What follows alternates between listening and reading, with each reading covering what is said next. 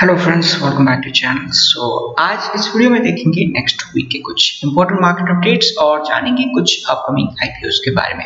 As a trader, if you don't want to miss any updates, make sure you subscribe and hit the bell icon so that you will get notified once we upload our video. So with that, let's get started. So traders, अगर हम start करते हैं last week के market update से, तो हम देख सकते हैं लास्ट वीक निफ्टी और सेंसेक्स में एक फ्लैट क्लोजिंग देखा गया है। और अगर देखा जाए तो बैंक निफ्टी एक शॉर्ट कवरिंग के चलते अपने सपोर्ट लेवल से ऑलमोस्ट 0.75% ऊपर क्लोज हुआ है। इवन ब्रॉडर इंडाइसेस ने यहाँ पे आउटपरफॉर्म किया है। मिड कैप सेगमेंट में हम देख सकते हैं 1.3% और स्मॉल कैप सेगमेंट में हम 1.24% का एक अपसाइड यहाँ पे देख सकते हैं। और अगर बात करते हैं हम सेक्टोरल बेसिस पे, तो हमने देख सकते हैं मेटल रियल्टी सेक्टर में यहाँ पे सरप्राइजिंगली हमें एक रैली देखने को मिलता है। सो यहाँ पे ये एक इंडिकेशन है कि मार्केट में थोड़ी बहुत डिमांड में हमें तेजी आगे दिखाई दे सकता है, क्योंकि बोथ मेटल और रियल्टी सेक्टर यहाँ पे डिमांड को रिप्रेजेंट करता है। और अगर देखा जाए तो ऑटो सेगमेंट यहाँ पे थोड़ा बहुत प्रॉफिट बुकिंग इसमें चालू हो रहा है। यहाँ पे फार्मा सेक्टर में भी थोड़ी बहुत हम प्रॉफिट बुकिंग को देख सकते हैं। इवन आईटी और पीएसयू बैंकिंग सेक्टर में यहाँ पे थोड़ी बहुत कंसोलिडेशन यहाँ पे देखा जा सकता है। सो गाइस, फार्मा सेक्टर में कोई फ्रेश एंट्री अभी लेने से आप अवॉइड करना है। और इवन ऑटो सेगमेंट में आप अपना थोड़ा बहुत प्रॉफिट बुक करना कंसीडर कर सकते हैं। और इन सब के बाद अगर देखा जाए तो निफ्टी आवरली कैंडल्स पे हमें कंसोलिडेट होता हुआ दिखाई दे रहा है अपनी सपोर्ट पे, जो कि अराउंड 15,630 के लेवल से हमें 15,680 के लेवल्स के बीच में यहाँ पे देखने को मिलता है। इस बात को हम देख सकते हैं लास्ट 2 वीक से, क्योंकि लास्ट 2 वीक से इसने 15,600 के ऊपर ही अपना एक लो यहाँ पे फॉर्म किया है। सो ओपन इंटरेस्ट के बेसिस पे अगर देखा जाए तो यहाँ पे 15,600 के ऊपर हमें ऑलमोस्ट 39,400 का एक ओपन इंटरेस्ट कॉन्ट्रैक्ट का बिल्डअप दिखाई देता है। सो गाइस, ये लेवल अभी के लिए हमारे लिए एक इमीडिएट सपोर्ट लेवल की तरह यहाँ पे काम कर सकता है। इन केस अगर कोई सिग्निफिकेंट प्रॉफिट बुकिंग आती है तो अभी के लिए 15,500 को एज ए स्ट्रॉन्ग सपोर्ट की तरह कंसीडर किया जा सकता है, क्योंकि लास्ट 3 वीक से हम इस लेवल को एज ए सपोर्ट यहाँ पे रेस्पेक्ट देता हुआ निफ्टी को देख सकते हैं। और अगर देखा जाए तो कॉल साइड पे हम अभी के लिए 15,800 को एज ए नेक्स्ट रेजिस्टेंस की तरह कंसीडर कर सकते हैं। लेकिन उससे पहले निफ्टी को मंडे को यहाँ पे 15,700 के ऊपर कुछ देर तक यहाँ पे सेटल होना है। इन केस अगर यहाँ पे फॉरेन इन्वेस्टर्स के चलते FIIs अगर यहाँ पे थोड़ी बहुत बाइंग करते हैं तो अगला रेजिस्टेंस आपको 15,800 के ऊपर ही देखने को मिलेगा। और उस केस में अगर हम क्लोजिंग के बेसिस पे इस लेवल को सस्टेन करते हैं तो अगले कुछ पीरियड में हमें 16,000 तक के लेवल्स फिर से यहाँ पे मार्केट अचीव करता हुआ दिखाई दे सकता है। लेकिन उसके लिए 15,900 के ऊपर एक क्लोजिंग आना काफी जरूरी है। इस बात को हम यहाँ पे ओपन इंटरेस्ट का जो बिल्डअप है उसका जो प्लॉट है उसके फॉर्म पे यहाँ पे देख सकते हैं। अगर यहाँ पे देखा जाए तो 15,700 पे हमें एक ह्यूज कॉल राइटिंग देखने को मिलता है। लेकिन अगर आप इस बात को कंसीडर करें कि लोअर लेवल से हायर पुट राइटिंग हमें अभी के लिए देखने को मिल रहा है, सो उसे कंसीडर करते हुए, क्योंकि यहाँ पे ग्लोबल मार्केट में थोड़ी बहुत यहाँ पे एक अपसाइड फ्राइडे को देखा गया है, तो हम मंडे को मार्केट को थोड़ा बहुत रिकवर होता हुआ एक्सपेक्ट कर सकते हैं।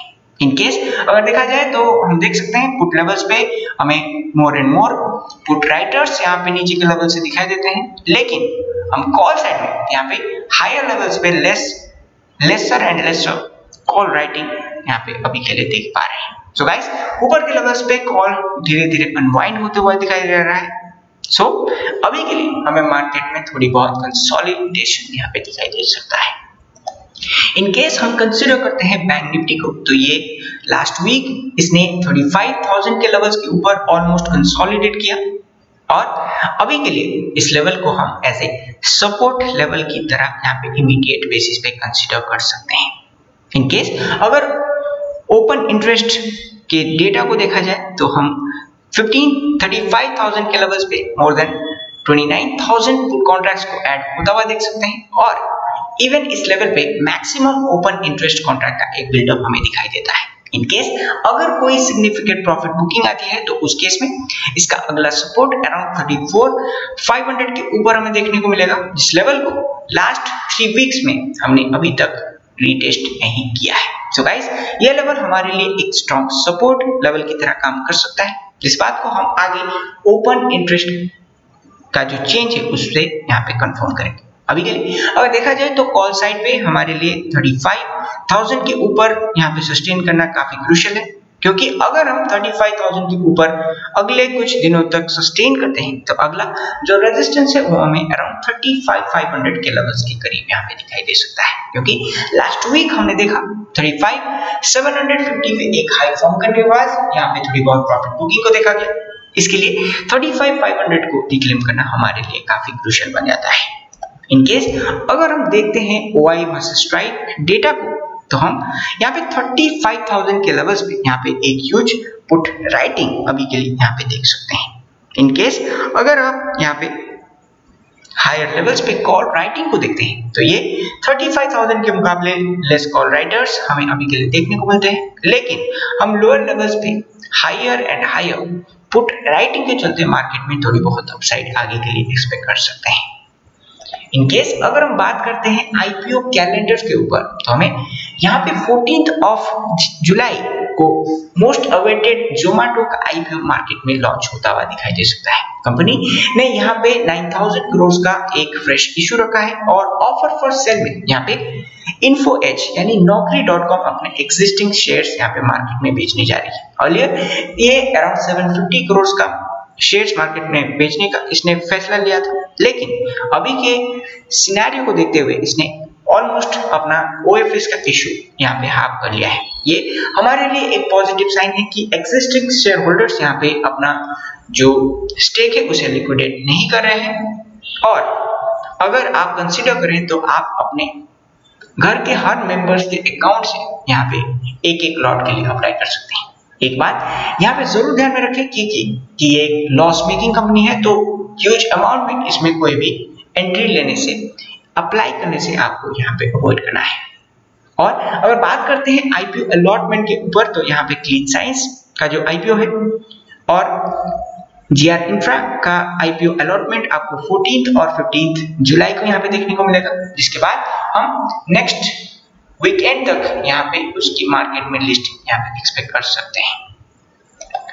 इसके बाद अगर हम बात करते हैं Q1 अर्निंग रिपोर्ट के बेसिस पे तो आपको यहाँ पे कल से Infosys, Wipro, Mindtree, HDFC AMC और लार्सन एंड टुब्रो इन्फोटेक जैसे कुछ ब्लू चिप कंपनीज के Q1 रिजल्ट मार्केट में पब्लिश होते हुए दिखाई दे सकते हैं।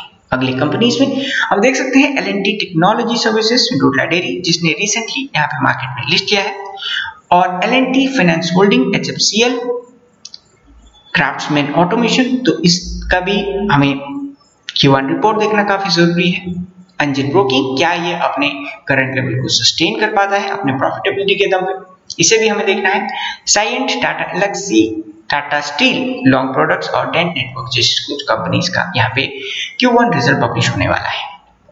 इसके बाद अगर बात करते हैं इकोनॉमिक डेटा पॉइंट्स के बेसिस पे तो यहाँ पे इंडस्ट्रियल आउटपुट यहाँ पे लास्ट अप्रैल के मुकाबले 134% से भी ऊपर ग्रो हुआ है, क्योंकि लास्ट ईयर यहाँ पे कंप्लीट लॉकडाउन था, उसके चलते हम ये ग्रोथ अभी के लिए देख सकते हैं। यहाँ पे हमें CPI इन्फ्लेशन डेटा जून का अगले कुछ पीरियड में मंडे को यहाँ पे पब्लिश होता हुआ दिखाई देगा, और उसके बाद WPI इन्फ्लेशन का जो डेटा है वो हमें वेडनेसडे के डेट पे यहाँ पे पब्लिश होता हुआ दिखाई दे सकता है। यहाँ पे अगर देखा जाए तो CPI इन्फ्लेशन मई में अराउंड 6.3% था, जो कि अप्रैल में 4.23% से काफी ज्यादा है। सो अगर यहाँ पे इन्फ्लेशन कंट्रोल में नहीं आता तो मार्केट में थोड़ी बहुत सेलिंग हमें आगे यहाँ पे दिखाई दे सकती है।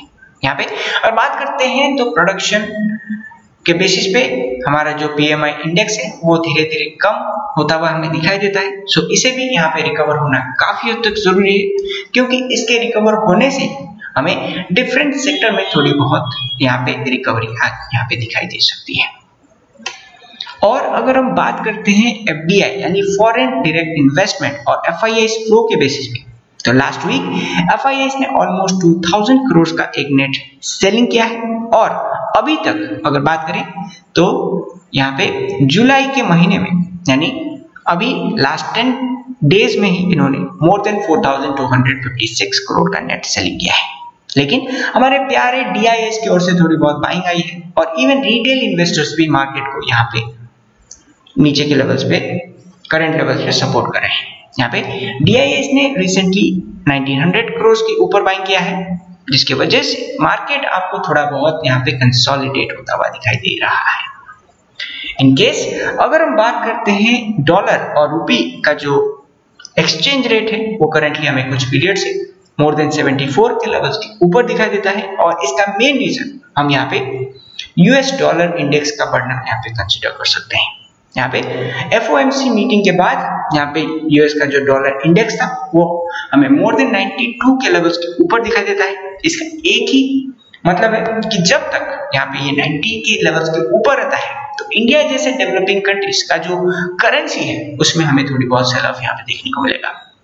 इवन यहाँ पे क्रूड ऑयल इसका और एक रीजन है, क्योंकि क्रूड ऑयल का जो प्राइस है अराउंड 75 से 76 डॉलर पर बैरल के रेट से चल रहा है, जो कि लास्ट मिड में से ऑलमोस्ट 10 डॉलर ऊपर के लेवल्स पे हमें ट्रेड होता हुआ दिखाई देता है। सो गाइस, इसकी वजह से हमें थोड़ी बहुत एक्सपोर्ट में थोड़ा बहुत यहाँ पे घाटा चल रहा है और अगर कंसीडर करें तो जोमेटो के IPO के चलते हमें नेक्स्ट वीक थोड़ी बहुत FII इन्वेस्टमेंट इंडिया में लौटती हुई दिखाई दे सकता है।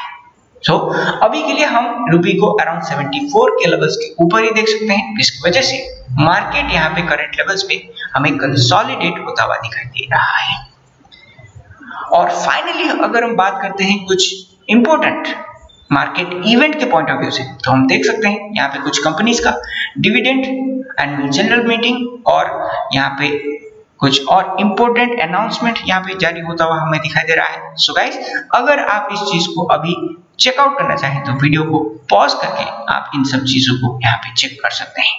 सो गाइस, आज के लिए इस वीडियो में इतना ही। अगर आप हमारा जो pro elite group of traders को ज्वाइन करना चाहते हैं तो हमारा एक डिस्कॉर्ड ग्रुप है जिसे आप नीचे दिए गए डिटेल्स पे जाके ज्वाइन कर सकते हैं। वहां पे आपको इंट्राडे में कैश मार्केट, कैश ट्रेड्स के साथ साथ ऑप्शन ट्रेड का एंट्री और एग्जिट वहां पे शेयर किया जाता है। और अगर आप चाहते हैं अपने लिए एक मॉडल पोर्टफोलियो क्रिएट करना या फिर आप हमारा स्विंग और पोजिशनल ट्रेड्स के बारे में ज्यादा जानकारी लेना चाहते हैं तो आप हमारा यहाँ पे मेंबरशिप प्लान ज्वाइन कर सकते हैं।